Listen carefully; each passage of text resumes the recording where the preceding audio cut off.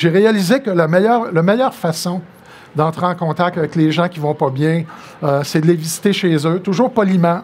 Je ne suis pas dans une secte, je ne suis pas un témoin de Jésus. Et le but, c'est vraiment, oui, je parle de Jésus à tout le monde, mais mon but, c'est de les visiter dans leur quotidien. Alors, c'est sûr que les gens sur la rue, la personne, elle ne viendra pas à nous. Bonjour, monsieur, madame, j'ai envie de me suicider. Des fois, il faut entrer dans leur intimité. Là, la personne, elle va s'ouvrir, puis là, elle va nous en parler. Et puis, la solution que j'ai, c'est une solution qui fonctionne. Ça s'appelle Jésus, ma solution. J'ai des témoignages comme ça, j'en ai sur mon site. J'ai un de mes meilleurs amis qui visite, comme moi, la ville de Sherbrooke. Il y a 10 000 maisons de visiter actuellement. Et lui, se suicidait, c'était sûr. Sa sœur s'était enlevée la vie. Son plan était fait. Puis il a eu le bonheur de mettre la main sur un Nouveau Testament. Et il a lu ce Nouveau Testament-là. Les faits du Nouveau Testament transforment nos vies, nous amènent au Seigneur. Aujourd'hui, il y a 5 enfants. C'est un papa exemplaire, un mari exemplaire, et puis le suicide, c'est derrière lui, il ne se suicidera jamais. Donc, l'Évangile, elle fonctionne. Donc, évidemment, on sait qu'on est dans un... Donc, ce livre-là relate un petit peu la tournée des villages et aussi amène le message chrétien. Donc, on sait qu'au Québec, là, avec tous les débats sur la religion, sous toutes ses formes, accommodement, comme vous les voudrez, là, c'est quand même particulier qu'il y ait du monde qui se réunisse d'un restaurant, qui chante des chansons pour Dieu et puis qui parle du Seigneur. Puis moi, bravo, parce que c'est la chose à faire. Tu sais, on n'est pas des malfaiteurs, puis on n'est pas des mauvaises personnes parce qu'on parle de l'Évangile. Tu sais, puis on dirait que c'est rendu ça. Tu sais, il y a quelques années, c'était les Jeux du Québec en Estrie. Puis les églises avaient fait imprimer des évangiles de Jean pour donner aux gens. C'est pas mal, là. On ne fait pas de mal. On donne de l'espoir à travers la parole de Dieu. Bien là, à l'heure des nouvelles, ça a donné que la caméra était là. Imaginez, là, ils ont pogné un gars, donné un évangile de Jean, un athlète. Quel crime! Là, ils ont passé ça aux nouvelles de 6 heures, là. Comprends-tu, là? Puis là, c'était terrible, là. Tu sais, des gens quasiment dangereux, là. Tu sais, ils vont vous donner un évangile.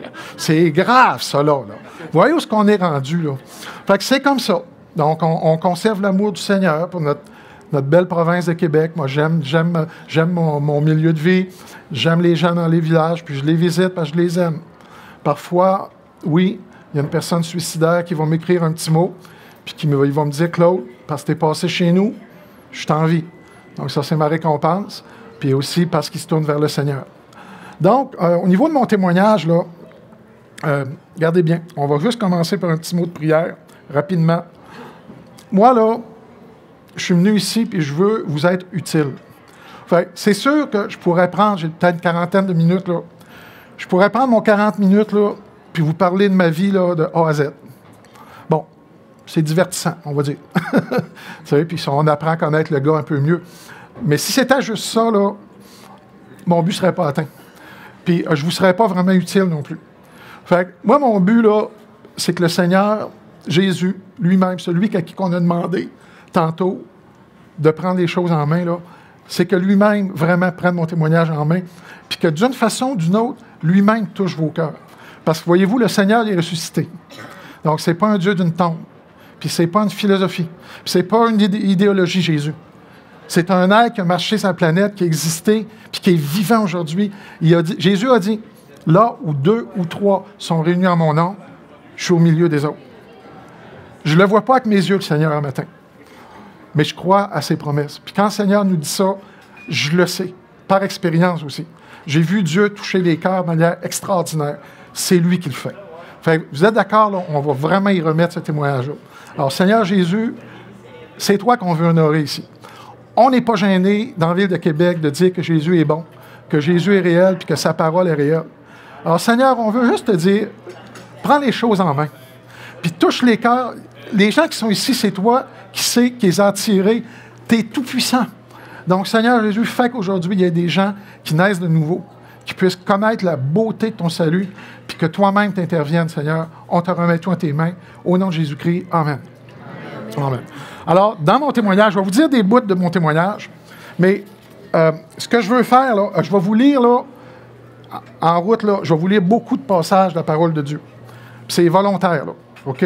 Parce que la parole de Dieu, c'est la parole de Dieu. C'est pas la parole de Claude. Fait que moi, j'en écris des livres, pas de problème. Je suis en train d'en écrire un nouveau, là, actuellement. C'est correct. Dieu nous aide dans ces tâches-là. Il n'y a absolument rien de comparable à la parole de Dieu. On le dit, parole de Dieu. Fait que des livres, je vends des livres. Fait que vous pouvez lire les livres, pas de problème. Nous, ça nous donne des fonds pour faire les choses qu'il faut faire. Mais c'est jamais, il n'y a pas un livre sur la planète qui est comparable à la parole de Dieu. Est-ce qu'on s'entend là-dessus? Fait que je vais vous en dire des bouts parce que je veux que ce soit le Seigneur qui vous parle, plus que Claude. Fait que moi, je vais vous dire des petites brides de mon témoignage. Le premier passage que je vais vous lire là, dans Psaume 51, écoutez ça. J'ai pris des notes là, parce que je ne veux pas m'écarter. Je suis facile à écarter. Et sortir d'ici, on va dîner et on va souper. Oui, fait que là, si je suis mon plan de match, là, vous allez être correct. OK? Bon, OK. Fait que ça dit, c'est là, voici, je suis né dans l'iniquité et ma mère m'a conçu dans le péché. Tu sais, ce que j'aime de la Bible, là, c'est direct, puis ça dit la vérité. Puis dans mon cas, c'est exactement ça. Moi, j'ai été adopté. J'avais 4 mois et demi, drôle d'affaire. Je suis né à Montréal, mais ils m'ont transféré au Lac-Saint-Jean parce que là, il manquait de bébés là-bas. Donc, mon père, Médéric Tremblay, il avait 5 filles. Puis dans ces années-là, c'était un gars qui travaillait dans le bois. Il avait une 4e année, il ne savait pas lire. Puis il commerçait des animaux, mais il pouvait soigner tous les animaux. Il achetait des animaux malades, il les mettait dans la grange, il les soignait, puis il les vendait plus cher. Fait que dans ces années-là, les gens, il y avait beaucoup de connaissances sur divers aspects. Mon père m'a vraiment eu un bon papa, puis maman aussi. Mais dans ce temps-là, les gars de bois, quand tu descends les fins de semaine, si tu ne lèves pas le coude, tu n'es pas un vrai homme. Hein? On se rappelle de cette époque-là. C'était pas un homme violent ni rien, mais maman t'a tanné un petit peu. Tu sais, t'as le gars bien sous toutes les fins de semaine. Fait qu'elle a dit, Médéric, elle a dit, pas de problème, on va aller. Il voulait un gars absolument. Là. Là, c'est un autre affaire qui se fait pas. Là. Tu sais, t'es un homme, t'as 5 filles dans ces années-là, ça prenait un garçon. Elle a dit, on va aller en chercher un, l'orphelinat, mais dans 1 an. Fait que ça va te donner 1 an pour arrêter de boire. Fait que ça, c'est une femme sage. Puis Médéric a tenu parole. Médéric n'a jamais rebu de sa vie. Fait que je suis l'heureuse raison de ça. Et puis après ça, j'ai vécu une belle enfance, tout ça. Mais après ça, j'ai fait de la recherche pour retrouver mes parents biologiques, qui disent. Et je les ai retrouvés. Et quand ça dit « je suis né dans l'iniquité », là, ben, elle va vous dire c'est mon cas. Moi, là, je suis un cas d'avortement à 100%. Là. Alors, la femme, elle a été prise pratiquement de force. Le papa, là, c'est dans ces années-là en plus, là, je suis né en 1955, lui, il avait un réseau de prostitution. Fait que quand je l'ai connu, il avait 71 ans, puis il couchait avec un gun sur sa table de chevet, puis 2 gros chiens dans la maison. Fait que c'était, disons, qu'il n'était pas très en sécurité. Et puis on a jasé, on l'a vu à peu près 5 fois. Puis après que j'ai compris son mode de vie, puis il avait beaucoup peur de la mort, il couchait jamais tout seul, il faisait venir du monde. Fait que j'ai parlé du Seigneur, là, et ça ne l'intéressait pas beaucoup. Alors il me dit après ça, il dit, ben là, je pense que ta mère avait d'autres chums aussi. Je ressemble comme 2 gouttes d'eau quand je regarde les... Fait que c'est ça. Alors Jerry, il est décédé maintenant. Et puis finalement, j'ai eu vraiment une belle enfance, très bon parent. Mon père, Médéric, est mort, j'avais 14 ans. Donc là, ça a commencé à mal tourner. J'avais 2 sœurs qui étaient professeurs, donc c'est ceux qui me boostaient. Donc j'étais les premiers de classe tout le temps, ça allait bien. J'avais 2 enseignantes chez nous qui m'aidaient tout le temps. Et puis jusqu'au temps qu'à un moment donné, un jour à l'école, il y a des de mes amis... amis ennemis qui ont écrit sur le tableau Claude Tremblay, grand nez fourré partout. Bon. Puis là, ils m'attendaient, là, puis ils étaient tous dans la classe. Puis moi, je rentre, puis là, ils sont tous là, incluant la maîtresse. Puis là, je vois ça sur le tableau. Puis là, ils riaient de moi. Là, je me suis senti... C'est dur à dire, je pense que c'est en 4e année, dans le cœur d'un petit gars qui se force à bien... Tu sais, parce que mes sœurs, mon père, on n'était pas riches chez nous, là. Tu sais, ça fait que papa, là, tu sais, il a travaillé fort à faire éduquer mes sœurs. Puis là, tu sais, de voir qu'on te met... Tu sais, t'es comme la risée parce que tu fais des efforts pour bien réussir tes études. Même dans ma petite tête, là, je le comprenais, ça. Mais dans mon petit cœur, là, ça l'a barré. OK? Là, il s'est passé de quoi que ça m'a complètement viré à l'envers. Parce que l'enseignante était dans le complot aussi. T'sais. Fait que ça m'a comme trahi dans... Fait que là, mes notes ont commencé à baisser à partir de ce moment-là. Fait que là, après ça, c'est en dégradant. Je vais vous éviter... Quand papa est mort, on s'est mis à commencer à voler des autos, là. Fait que là, on volait des chars, j'avais 14 ans. À l'âge de 16 ans, j'étais rendu au Maroc à fumer de l'opium avec ma blonde. À revenir avec du hache partout sur moi, dans mes sandales, partout.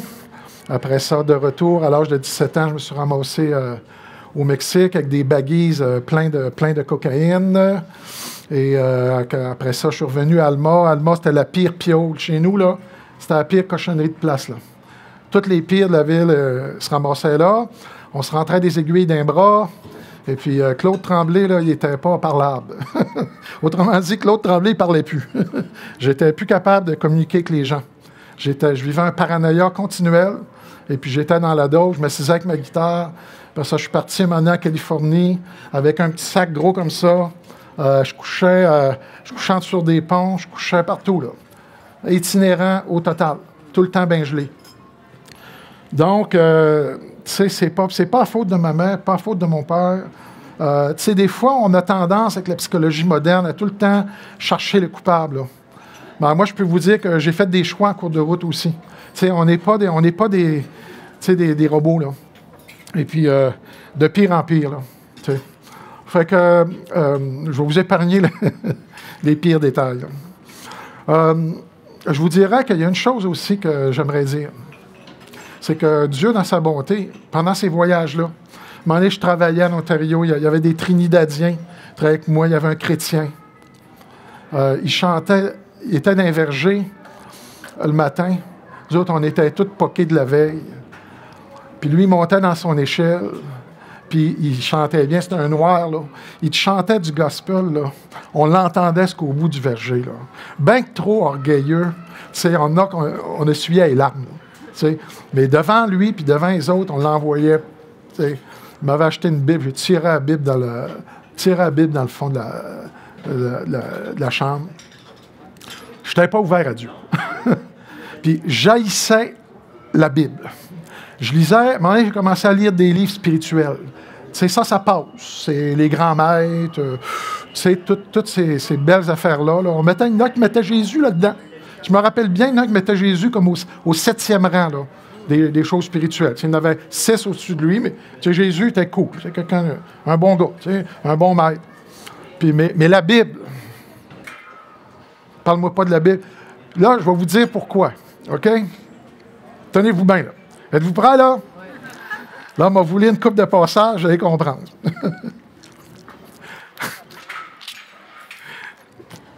J'aime la parole de Dieu. Tu sais, avec la Bible, tu sais où tu t'en vas. Mais disons qu'à première vue, disons que ça un petit peu dérangeant, OK? Écoutez ça, c'est Jésus qui parle, là. Jésus de Nazareth, Dieu fait homme. Vous avez pour père le diable. Donc là, toi, tu lis ça. Je la lisais en plus, là. Je la lisais avec un carnet à côté pour trouver toutes les failles qu'il y avait là-dedans. Parce que pour moi, c'était de la cochonnerie, ça, là. Puis les religieux, là, moi, la religion, là, tiens, je n'avais jusque-là. Tu sais, j'avais servi à la messe et compagnie, là. Je vais vous éviter les détails de tout ça aussi. Mais moi, religion, là, c'était 0. Puis religion, Jésus-Christ, c'est encore pire. OK? Fait que là, tu lis cette affaire-là. Là, tu viens en fâché, là. Puis c'est Jésus qui me dit ça en pleine face, là. T'as pour père le diable, mon Claude. Déjà, je ne croyais pas au diable, mais ça me choquait, je trouve qu'il m'insultait. C'est pas tout. Regardez bien, je te dis que là-dedans, là, tu sais, il y en a qui disent « Ah, la Bible, c'est un livre d'amour. » C'est vrai. C'est un livre d'amour parce qu'il nous dit la vérité en pleine face. C'est bon, ça, des fois aussi. Moi, des fois, j'ai besoin de ça. J'ai besoin qu'une personne s'assied avec moi parce que, tu sais, on n'est pas infaillible en rien. On se trompe des fois, savez-vous ça? Ça fait du bien d'avoir un vrai ami qui va s'asseoir en face de toi et va dire « Claude, on prend un café, on rose un peu. Tu sais, là, telle décision, telle affaire. Là. Si on a un organisme, on a un comité d'organisme. Fait que si des fois, oups, les gars vont... Tu sais, c'est bon, ça. On a différents caractères, puis c'est très bon. On se frotte un peu des fois. C'est ça que ça prend. Imaginez ce qu'il dit, là. Un autre affaire. Il dit, au verset 11, « Nul n'est intelligent. » C'est fin, ça? Nul ne cherche Dieu. Moi, je me pensais intelligent, bien intelligent. Fait que j'ai pour père le diable, puis je ne suis pas intelligent. Il va faire pas mal. Verset 23, Romains 3. « Car tous ont péché et sont privés de la gloire de Dieu. » Moi, je me pensais, là, j'étais rendu, la dope, c'était fini. À ce moment-là, j'étais spirituel. OK? J'avais les cheveux jusque-là, j'étais habillé en blanc, et j'enseignais le yoga. Tu sais, c'était quelque chose. Je me pensais top guy. Là, tu lis ça, puis il t'envoie ça en pleine face de même. J'haïssais ce livre-là, je vous le dis, là. Je n'aimais pas la Bible du tout. On continue. Là, tu arrives à un autre chapitre dans Jean. Jean, le bon ami qui était avec Jésus tout le temps. Donc, il doit le connaître comme il faut. Puis voici ce qu'il nous dit. Jean 14, verset 6, Jésus lui dit, « Je suis le chemin, la vérité, la vie. Nul ne vient au Père que par moi. » Fait que quand j'ai lu ça, là, j'ai dit, être étroit d'esprit comme ça se peut pas. Pour qui se prend? Parce que moi, j'avais une panoplie, là. OK? Baba Ramdas, tous les gourous.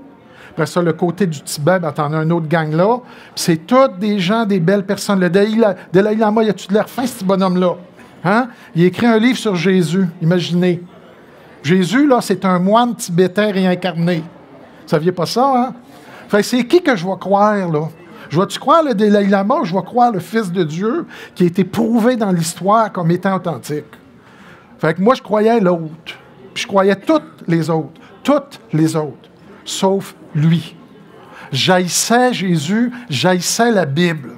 C'était ancré en moi. Il n'y a pas personne qui me dit de faire ça. C'était ma nature pécheresse. Puis quand quelqu'un te confronte, il y a des leaders ici, là, OK? Fait qu'avec les années, on apprend. OK? On espère d'apprendre, en tout cas, les cheveux blanchissent un peu. Puis là, on a appris que des fois, ça fait du bien de se faire confronter et de se faire parler. Mais en cours de route, ça, des fois, on ne l'a pas compris. Moi, ça m'est arrivé, là, quelqu'un qui venait me dire des choses, là, je le savais qu'il avait raison. Mais ça me dérangeait, puis là, je pognais un argument avec la personne. La personne m'en allait chez nous, puis je le savais que c'est moi qui étais fautif. Trop orgueilleux pour l'admettre. Je l'ai écrit dans une petite annonce, là, Claude Tremblay, là, ex-menteur, ex-voleur, ex-tout. On est tous de même. Là, vous allez dire, ah oui, ben ouais, lui, c'est un drogué, là, cocaïne, tada, puis le piano. Moi, je suis pas comme ça, des aiguilles, je n'ai jamais eu d'un bras. OK? La Bible, c'est quoi qu'il a dit tantôt? Tous ont péché. Alors, il y a des pécheurs professionnels, il y a des pécheurs experts en péché, de divers péchés, ils sont bons dans le péché, puis ils excellent dans le péché. Puis, il y a des pécheurs sophistiqués. OK? Les pécheurs sophistiqués, ça paraît pas trop. C'est parce qu'en réalité, ils font des bonnes actions, des bonnes personnes. Mais là, lui, il dit, en pleine face, tous ont péché et sont privés de Dieu. Je me pensais spirituel avec mes cours de yoga. J'étais privé de Dieu, puis je m'en rendais même pas compte. Puis quand je disais les paroles du Christ, parce qu'il est le seul quasiment qui fait ça, là, de te dire les affaires d'en face de même. J'en ai lu plein de livres spirituels. OK, ça va tout là, te barouetter, te balloter dans des choses. T'es Dieu. Il y en a qui disent que t'es Dieu. T'es Dieu, c'est toi qui es Dieu, là. OK, ça pour l'ego, ça c'est bon pour l'ego. Mais Jésus, l'ego, là, je vous garantis que Jésus, l'ego, là, il la frappe. OK? Puis c'est bon pour nous autres. Tu sais, ça dit dans la parole, avant que j'ai été humilié, je m'égarais. Maintenant, j'observe ta parole. C'est bon, des fois. Pas à coup de matraque. Je ne suis pas un gars dur. Je pense que j'ai assez d'amour pour visiter les gens. Je les aime vraiment. C'est ça qui me motive. Mais quand c'est le temps de parler du Seigneur, on dit les choses telles que ça doit être dit. Pour respecter Jésus. Comprenez ça? Alors, je vais vous lire, là, rapidement, là, un petit bout de mon livre ici, là. Rapidement, OK? Parce que la Bible est aussi contredit à tous les vents à tous les vents et marées, là, ils vont vous dire que la Bible... j'ai pas écouté une seule émission sur Canal Vie ou Canal D ou Canal n'importe quoi qui va avoir un aspect positif de bien présenter la Bible. Ils vont soit te dire que Jésus était marié à Marie-Madeleine, qu'ils ont trouvé son tombeau, que c'est toute de la rapace de même. On dirait que je n'étais pas le seul à lire la Bible. Comprends-tu? On dirait que la société, puis on dirait même que des fois, l'humanité entière haït ce livre-là. Pourquoi? Alors, pourquoi qu'on s'acharne? OK? Si vous faites un peu de recherche, ça aurait été long, j'aurais pu vous emmener des arguments sur arguments sur arguments. Sur mon site web, j'ai des enseignements là-dessus. Juste les manuscrits de la Mère Morte, là, ça suffit de démontrer que la Bible n'a jamais été falsifiée.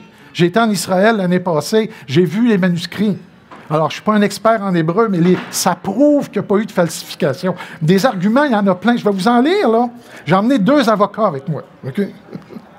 Alors, le docteur Frank Morrison, un agnostique, était étudiant en droit lorsqu'il formula le projet de démontrer que la résurrection de Jésus était un mythe. Il était populaire, parce que c'est ça que les gens pensent aujourd'hui. Devenu avocat, il ajourna sa fructueuse carrière à cause de sa haine pour le christianisme, afin de détruire toutes ces faussetés, la Bible, énoncées dans les évangiles, et les exposer comme étant une fraude. Donc ça, c'est un homme, là, un top avocat. Puis il a même arrêté pendant 1 an pour faire une étude approfondie. Donc c'est sa job. C'est sa job de faire de la recherche, de trouver des preuves, puis de démontrer. Alors voici, je continue.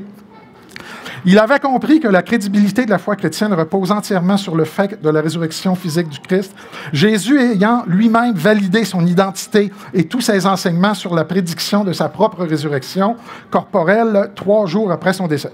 Le docteur Morrison détenait ainsi l'arme pour détruire la foi chrétienne. Il devait simplement prouver que la résurrection de Jésus était un canular non établi sur des faits historiques. Donc, il s'est mis à la tâche, il a travaillé fort.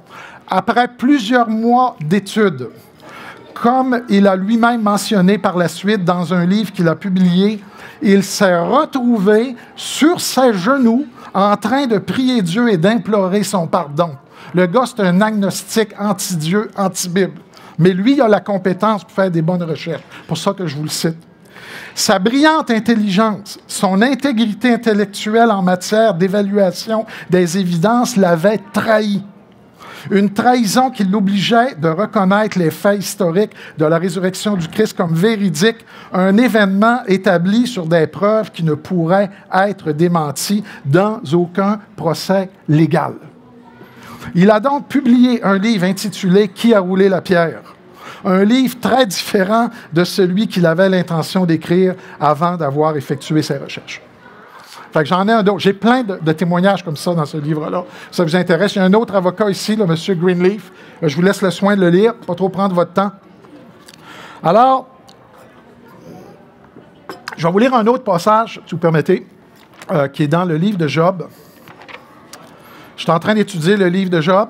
S'il y a des gens qui souffrent ici, qui vivaient soit de la maladie, soit que vous êtes malheureux dans votre vie, vous avez beaucoup de souffrance, vous avez été malmené, puis vous souffrez beaucoup, puis vous ne comprenez pas ce qui se passe, puis vous ne savez pas pourquoi, puis vous priez, puis vous pensez que Dieu ne vous écoute pas parce qu'il n'y a pas de réponse.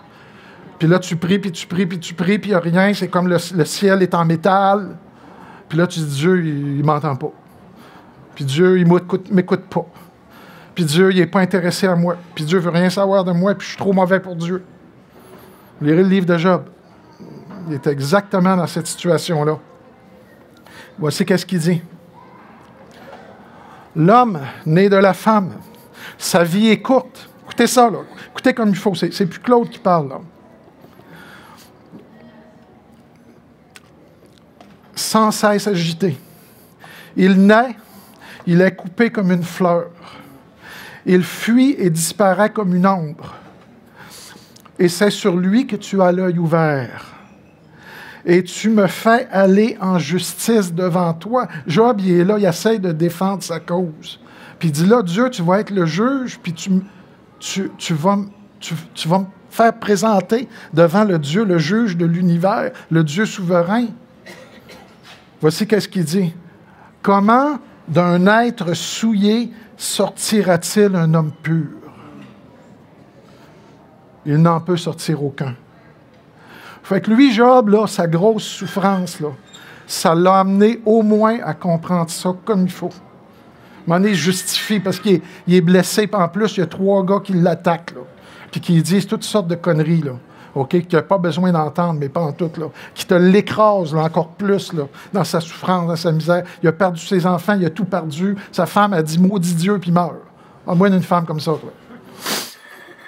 Puis là, il est brisé, il est blessé. Ça dit qu'il y a des plaies, que le pu sort de partout, là. Puis il prie, puis Dieu, il ne répond pas. Puis il y en a 3 qui fessent dessus. Mais dans sa misère, puis dans sa souffrance, il a compris ça. Il dit, si je me présente devant Dieu, même, puis en plus, il n'avait pas rien, il n'avait pas fait de mal pour mériter ça, là. Nous autres, des fois, on fait du mal, puis on récolte. Mais lui, là, même pas. Fait que là, tu remets Dieu en question, pas à peu près. Puis le but, c'était justement ça, c'était le test ultime. Est-ce que tu vas rejeter Dieu parce que ça ne marche pas à ton goût? Ça va rejeter Dieu parce que tu as fait des décisions, tu t'es ramassé dans des situations où tu payes pour les mauvais choix que tu as faits. Est-ce que c'est la faute du Seigneur? Puis si en plus, si tu pries et il ne te répond pas, ben là, tu vas vraiment dire, c'est sa faute à lui, il ne veut plus me parler. Ça sert à une chose. Toute cette souffrance-là pour Job, elle a servi à une chose. Moi, je l'ai arraché dans ma vie aussi. Moi, j'ai le nec, j'ai le cou raide. OK? Je suis un orgueilleux, je suis un égocentrique. Puis il y a eu des coups durs. Quand mon gars est mort, là, ça m'a rentré dedans pas à peu près. J'ai vécu un divorce avant ça. Puis je ne peux pas faire autrement, honnêtement, là, vous parlez avec franchise, là. Je ne peux pas faire honnêtement que de savoir, de comprendre qu'il y a une partie, au moins une partie du choix de mon garçon. C'est sûr qu'il n'y a pas d'affaire à choisir ça, là, de s'enlever la vie. Mais moi, je suis responsable pour une partie de ça. Essaye de digérer ça, toi. Il y a juste un gars, là. Ça, c'est dur à avaler. Puis ça m'a pris du temps à l'avaler aussi. Les 5 premières années, là, parle-moi même pas comme ça. Je pense que je vais me sauver en courant, là. Puis à un moment donné, tu réfléchis à la souffrance, tu lis la parole de Dieu. Puis là, tu comprends que même ta misère, des fois, on est la cause. T'sais? Puis là, les gens vont dire, non, Claude, pense pas comme ça. T'sais? Je suis juste honnête, je vais être honnête comme ce livre-là. Puis je veux m'évaluer à la lumière de ce livre-là. Est-ce que je traîne un fardeau de culpabilité parce que mon garçon est décédé? Non. Je suis un homme guéri. Dieu m'a guéri, c'est moi qui aide les autres. Mais il y a des choses qu'il faut admettre. Puis quand on s'est trompé, il faut l'admettre. Puis quand on a péché, il faut l'admettre. Puis quand on a mal agi, il faut l'admettre, même si on est des pécheurs sophistiqués. Parce que devant Dieu, ça ne passe pas. Devant Dieu, on ne peut pas arriver avec notre propre justice puis dire « Ah, Seigneur, regarde ça, là, qu'est-ce que j'ai fait, là? Regarde, j'ai écrit des livres, j'ai visité des villages, j'ai fait ci, j'ai fait ça. » Non. On n'arrive pas à Dieu de cette manière-là. On l'a vu tantôt. Dieu, il dit « T'as pour père le diable, tu n'es pas intelligent, puis tu as péché, puis tu t'es privé de la gloire de Dieu. » Si tu décides de t'approcher de lui, il faut que tu prennes en considération ce qu'il dit. Puis là, tu t'approches d'un Dieu, il est fin, il est plein d'amour, mais il y a une place aussi, c'est dit, notre Dieu est un feu dévorant. Fait que tu t'approches de Dieu comme, on pourrait-tu dire, avec un certain respect. On pourrait-tu dire avec un respect, une crainte de ce qu'il dit lui. On s'approche de lui. Tu sais, c'est comme, mettons, tu arrives, tu as fait des gaffes à job. Puis là, tu sais que ça s'en vient, tu vas aller dans le bureau du boss, c'est garanti. OK? Tu es responsable, tu as mal agi, tu as peut-être chiolé, tu as peut-être congédié un employé parce qu'il disait, il faisait quelque chose que tu n'as pas aimé. C'est un bon employé de le congédier pareil. Puis là, il y a eu des plaintes, tout ça, puis là, tu sais que tu vas avoir des comptes à rendre. Fait que tu peux toujours te préparer toute ta liste d'argumentation. Si tu sais que tu as eu tort, là, la meilleure affaire, c'est de l'admettre. Puis ton patron, déjà, il va être plus favorable envers toi. Ça a-tu de l'allure, ça? Comprenez ça? OK. Alors là, je peux vous dire que ce que j'ai rencontré dans ma tournée, les réactions par rapport à l'Évangile. Le message premier de Jésus, l'Évangile de Marc, ça disait Jésus allait de lieu en lieu, puis il prêchait la repentance. Repentance, c'est un mot qu'on n'aime pas. Je pense qu'il n'est même plus dans le dictionnaire quasiment. Okay?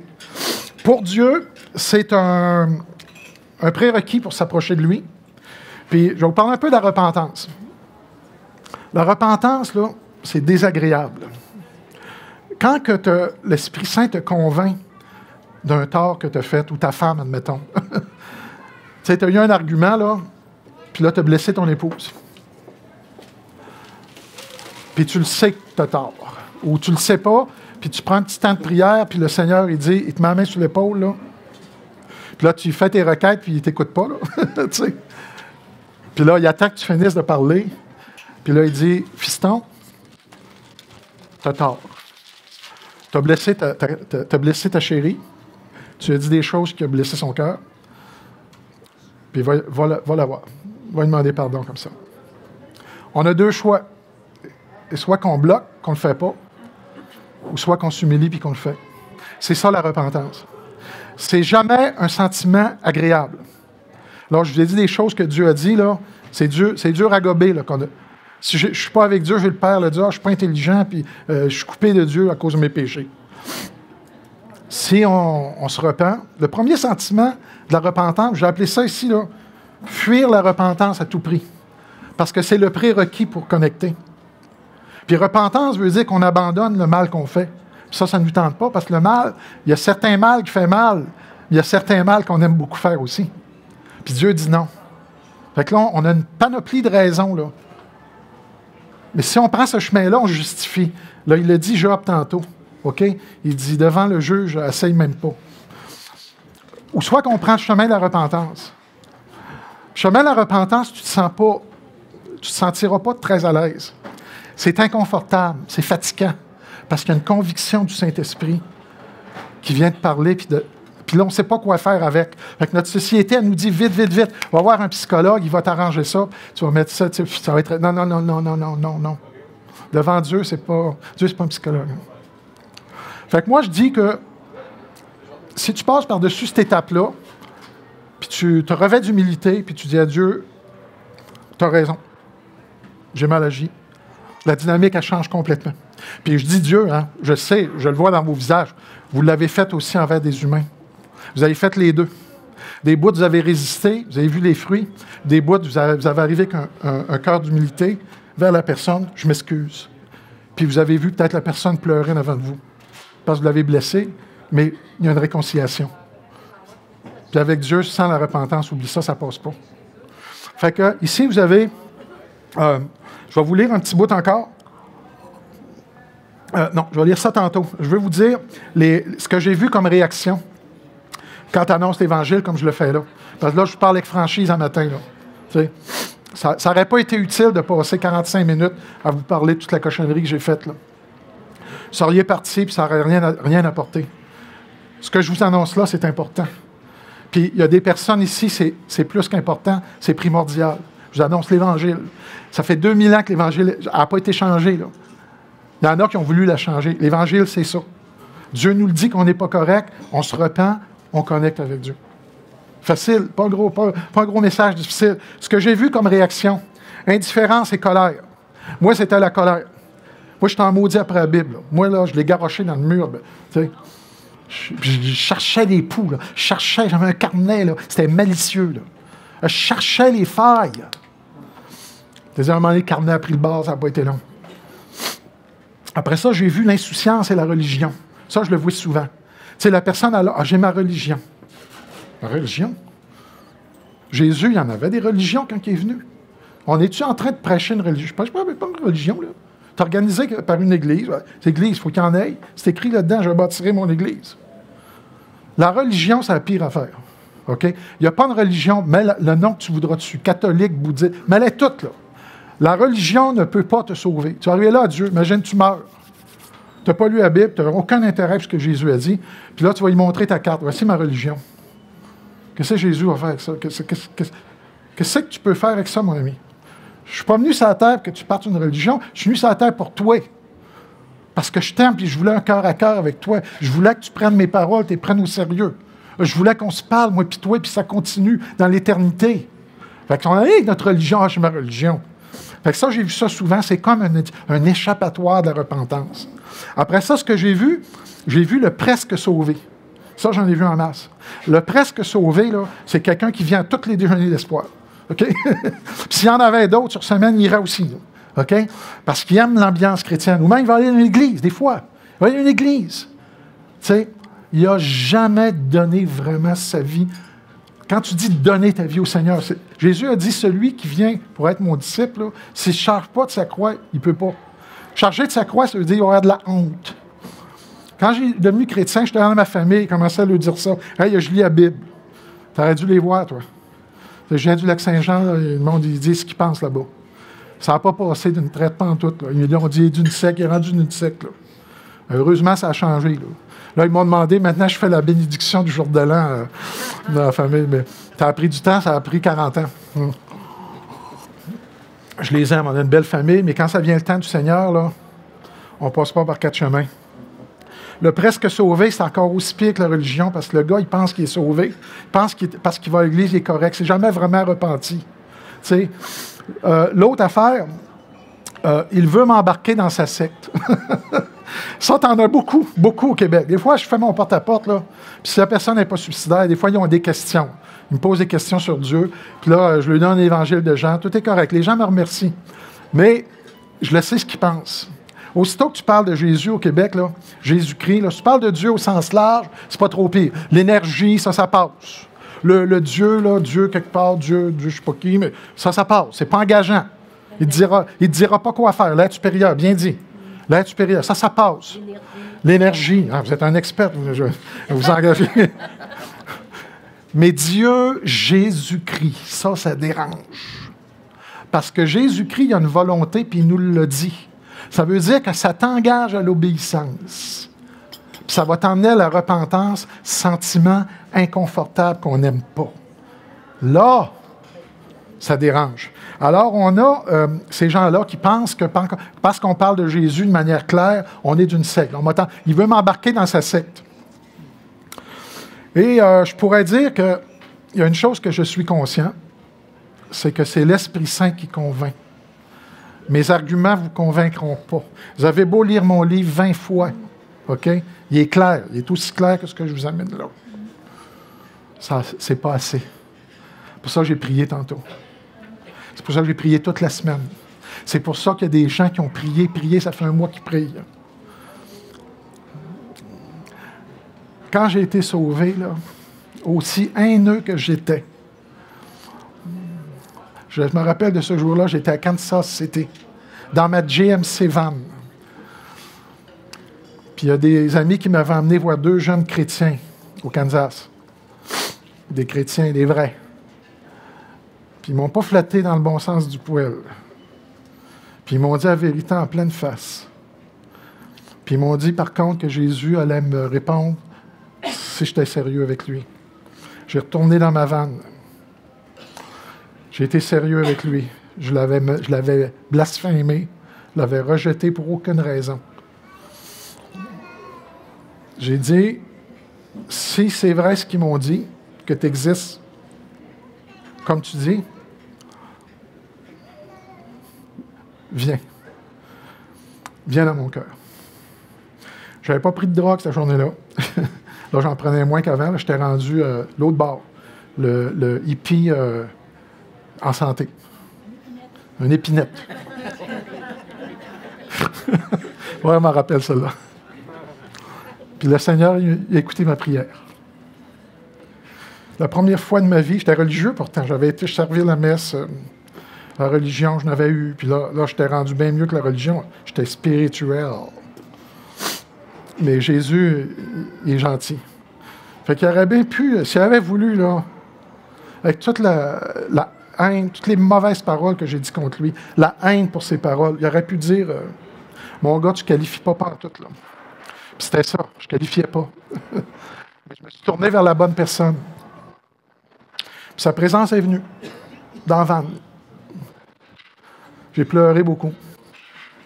J'ai vu, pour la première fois, il y a comme. La Bible a dit qu'il y a un voile. Il y a comme un voile sur nos yeux. Le voile est parti. J'ai vu, j'ai compris. La première fois de ma vie, j'ai compris que Jésus était Jésus, qui était le Sauveur. J'ai demandé pardon de mes péchés. Ça marche-tu encore? Oui. Je vous lis encore un autre passage. En Corinthiens.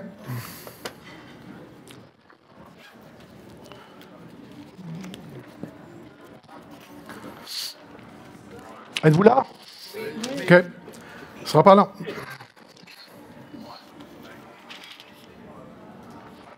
OK, 1 Corinthiens, écoutez ça. Écoutez comme il faut.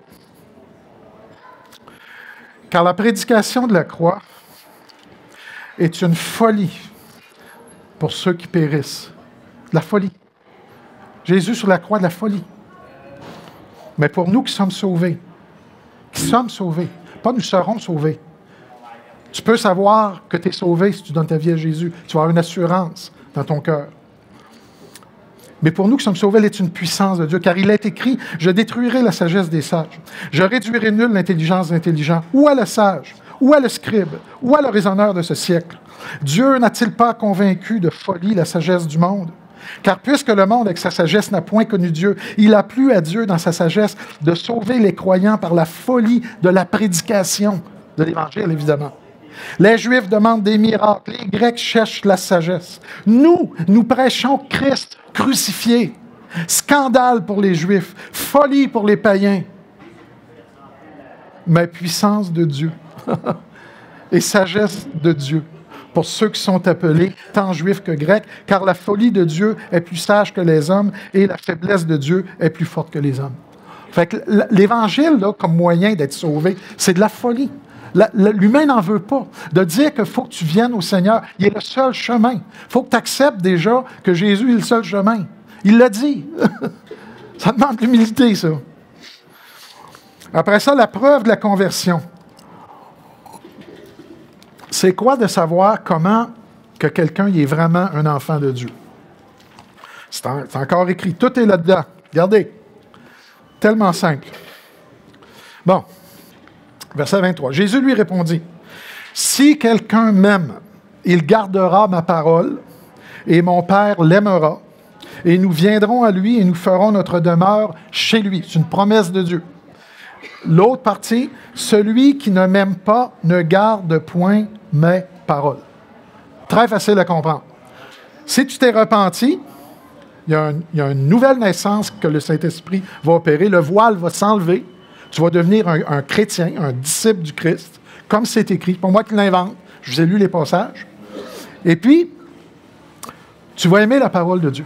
Fait que moi qui garochais la Bible dans le mur, quand le miracle s'est opéré, quand j'ai demandé à Jésus vraiment sérieusement de venir dans ma vie, il est venu. J'ai ressenti la présence du Saint-Esprit et j'ai vu le fruit aussi après. Moi, je blasphémais comme un démon. Là. OK? J'ai appris à blasphémer avant d'apprendre à marcher. Mon père, c'est un bûcheron. Là. OK? Fait que je sacrais les deux mots.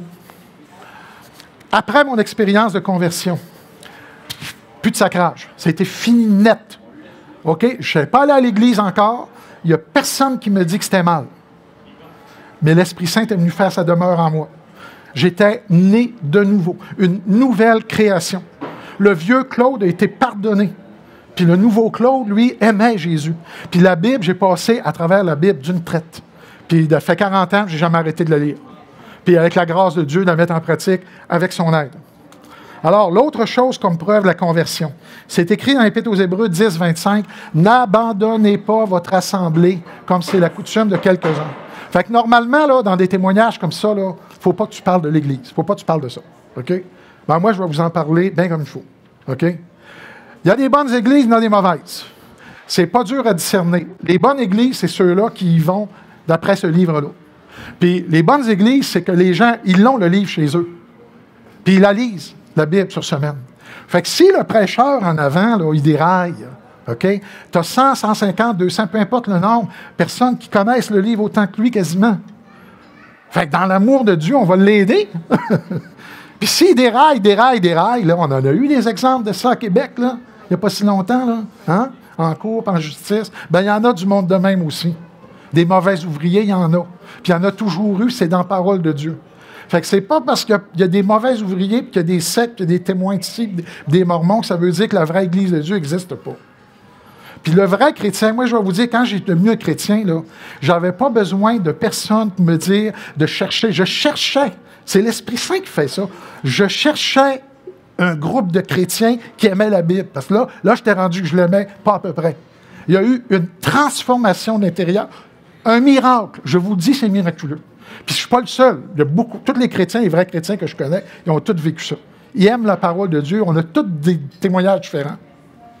Fait qu'on aime la Bible, puis l'Église, j'ai écrit ici, là, regardez ce que j'ai écrit.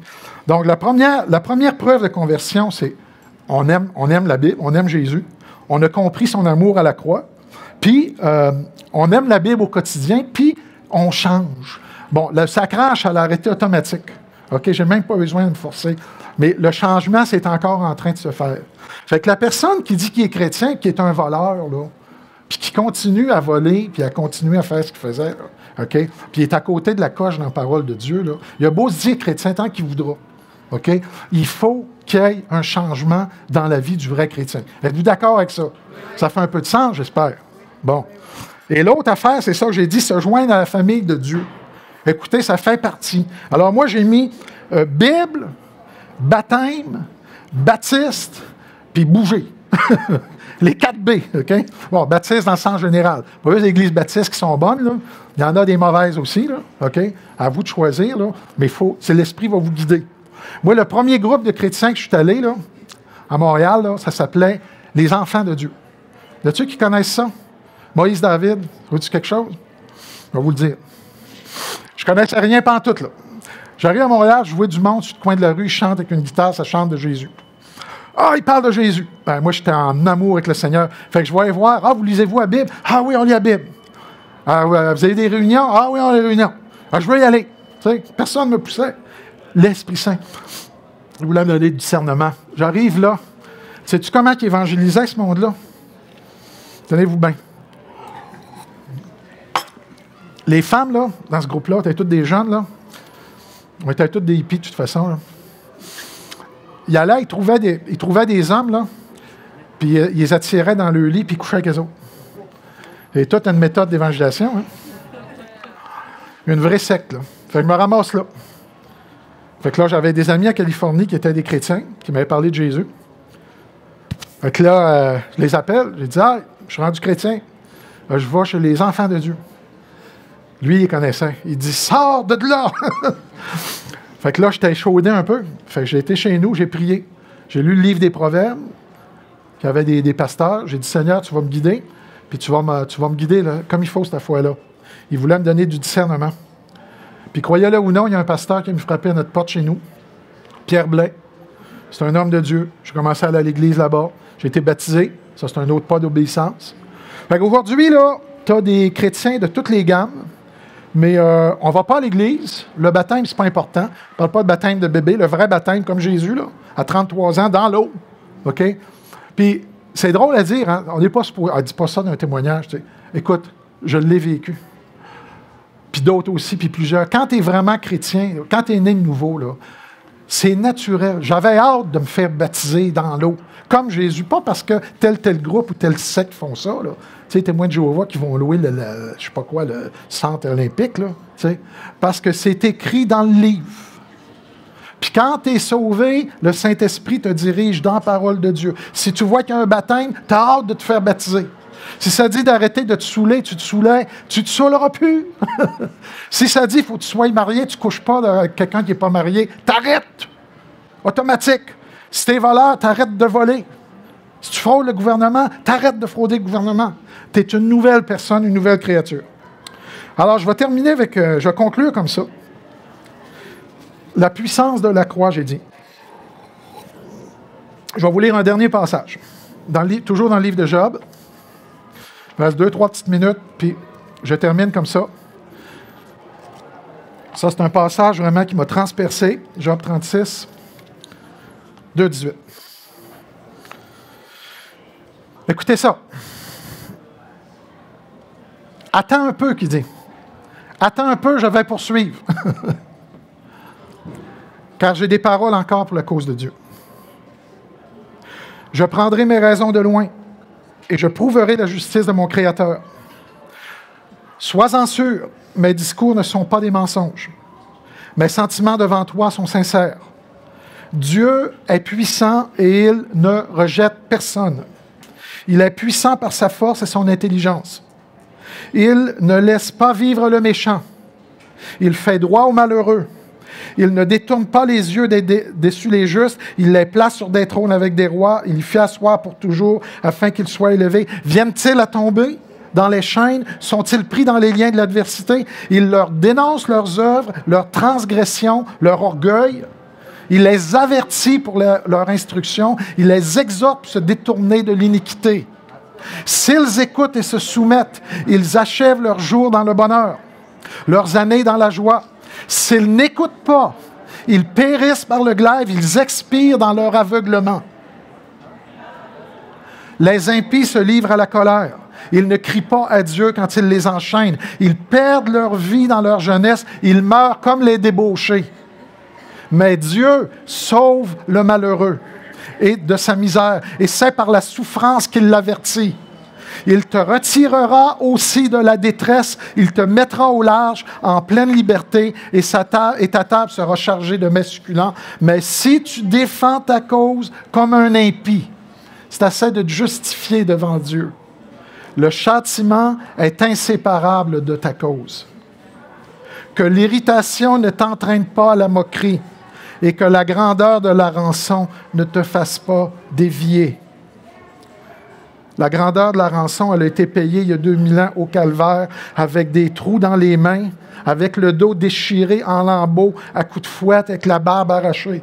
Que la grandeur de la rançon ne te fasse pas dévier. Garde tes yeux sur celui qui a été crucifié, qui a été la rançon pour ton péché. On l'a vu tantôt, il n'y a pas d'autre chemin que celui-là. Amène la religion que ça voudra. Si tu ne vas pas à la croix, si tu ne te reconnais pas pécheur, si tu ne vas pas vers Jésus le crucifié, puis dire, Seigneur, c'est vrai, je reconnais, je suis perdu. J'ai pour père le diable, je n'ai pas d'intelligence, je suis séparé de toi, je suis un désobéissant, je suis un arrogant, je t'ai rejeté. Je me justifie moi-même, je suis correct. Quand je fais mes visites de village, je rencontre beaucoup de gens en phase terminale. Je te dis que ceux-là, ils écoutent. Quand j'arrive d'une maison et qu'il n'y a plus de cheveux sur la tête, là, ou qu'il est vert, gris d'en face, là, on s'assied et on jase. On jase avec beaucoup d'amour et beaucoup de franchise. Puis on prie, puis je les prends puis on prie. Je vais vous donner une dernière petite histoire, j'arrête là-dessus. Il y a plusieurs années, ma sœur Céline a pogné le cancer. 4 enfants, fait qu'on reste au Lac-Saint-Jean, fait qu'ils l'ont hospitalisé ici à Québec. Puis chez nous, là, j'étais un nouveau chrétien, là, puis Jésus, il ne fallait pas trop que tu parles de Jésus, là. Là, elle va mourir, là. Elle était rendue grosse comme ça, là. Je suis venu la voir ici à l'hôpital à Québec. J'avais amené ma Bible. J'étais un nouveau chrétien. Je connaissais quasiment pas la Bible. Je ne savais pas comment ça allait se passer, puis j'étais nerveux, puis... Je vais voir ma sœur Céline, elle était mourante. Elle était très consciente. J'ai dit, Céline, là, tu vas mourir bientôt. J'ai dit, moi, j'ai découvert un trésor. C'est la parole de Dieu. Toute la vérité est là-dedans.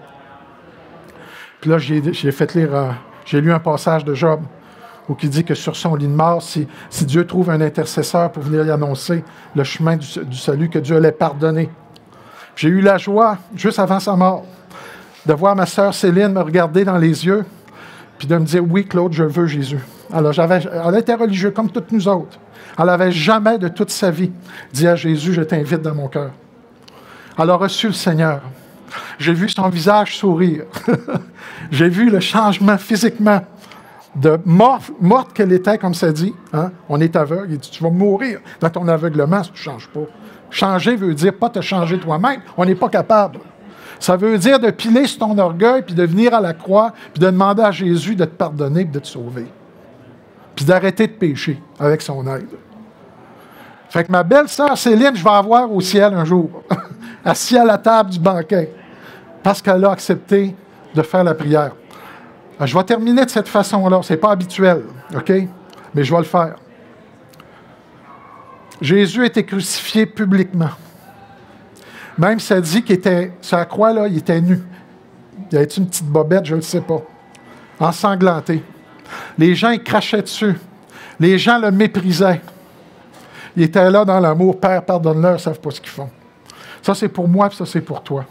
Puis je veux faire une prière. S'il y a des gens ici que tu n'as jamais fait cette prière-là, c'est-à-dire, écoutez-moi bien, là, faut que tu piles sur ton orgueil, pas à peu près, là. Mais c'est devant Dieu. Moi, je l'ai fait, je connais des centaines de gens. Tu peux recevoir aujourd'hui la puissance de la croix dans ta vie. Le fardeau de péché va partir. Je le sais, je l'ai vécu. Je blasphémais comme un démon. La parole de Dieu ne ment pas. S'il y a quelqu'un qui ose venir me rencontrer là, ça ne sera pas long. On va demander à Jésus de venir dans ta vie. Devant tout le monde comme ça. Sais-tu ce que ça va faire? Ça va faire que juste à la fin de tes jours, tu vas dire, je me souviens la journée où j'ai décidé de donner ma vie à Jésus-Christ. C'était plein de monde, il y avait même des passantes. Au Québec, ça ne se fait pas. Dans un restaurant, ça ne se fait pas, encore bien moins. Tu vas t'en rappeler. Est-ce qu'il y a des gens qui aimeraient venir prier avec moi?